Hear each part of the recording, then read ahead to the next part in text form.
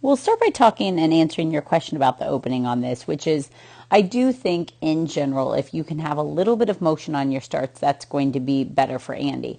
Now, I say that without really having a lot of evidence on that. It would really be something where I would pick some different openings and do them stationary and do them running into him. It seems like he drives off the start line faster and more extended when you run with him, but perception, as we've learned through timing and side-by-sides, perception isn't always accurate. So maybe it's just that it looks like more is happening because you're in motion versus standing still.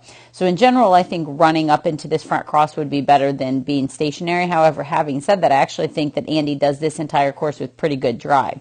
One benefit to being up there is trying to control and get a better turn at 2. What you're going to see here is he doesn't really do a great job at number 2, but you are kind of moving and opening up out of his way. And what I mean by that is when he jumps, you can see he's still jumping if we were to draw a line through his body, kind of on a line that way. With the tunnel opening back here, I would like to see more of a turn to the backside, wrapping the wing, and then coming over this way. So basically using a backside into what is a bend recall. Now, one of the things that we know about recalls is unless you stand there to hold your ground and control the turn, the dog isn't necessarily going to take advantage. Or if you don't hold your ground, the dog will take advantage of you moving out of the space. So you might have been able to control that better because as you see, you get a very small, it's not hard, but a very strong, a very small line towards you and then redirect back to the tunnel. Right? Hypotenuse is always shorter than the length of the two sides, so if you could have gotten more of a direct line there, that might have helped you. Beyond that opening, the rest of this looks quite nice. There are a few minor changes that we see between the first run and the second run, and one of them is going to be right here. So on this one, you put them in the tunnel, you kind of wait here to connect with them, so you actually do your cross, and then you kind of blind and then wait. It does make it harder for you to get down there for the purple jump. So right here, he's already passing you. You do a much better job of this the second time through, where you put him in the red tunnel and take off downstream. And partly I mentioned that just as an observation, but also you mentioned one time not getting that purple jump there. So getting downstream would help. And isn't it nice that I can even say purple jump, red jump, blue jump? So yes, absolutely notice the jumps with color makes it a little bit easier to know what we're talking about. But see how fast those weave pulls were? I mean, wicked fast. I think Andy did really nice on this. So on this particular run, on this particular day, I don't know that the lead out on 1, 2, 3 was a problem. Sometimes I notice him being different and more drivey, but on this I feel like he has pretty good drive.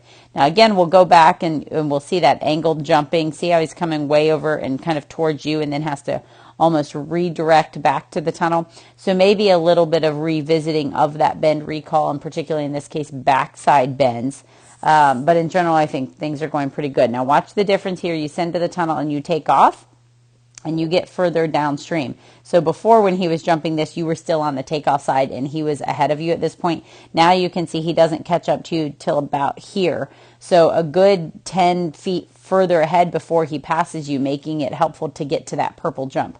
So put him in the tunnel, use your verbal to let him know where you are and get downstream, particularly in a situation where you had already had the refusal at that purple jump. Contact's looking good, doing a nice job of waiting for a release. And again, really fast in the weave pulls here. It's kind of funny to see him on the table as he went on that table. When I was watching this before I started the feedback, I thought, wow, I've never really watched him on the table. And then I remembered that almost all of the courses that we've been doing or that you've been submitting are international ones where we don't have the table. And this was one from Westminster. So good work on these. Things to play around with on 1, 2, maybe doing some side-by-side, maybe doing some timing, pick 5 courses, just do 1, 2, 3, 4. So the first 4 obstacles, once with the lead out, one stationary, and start timing them and seeing what really is faster for him. So good work on this.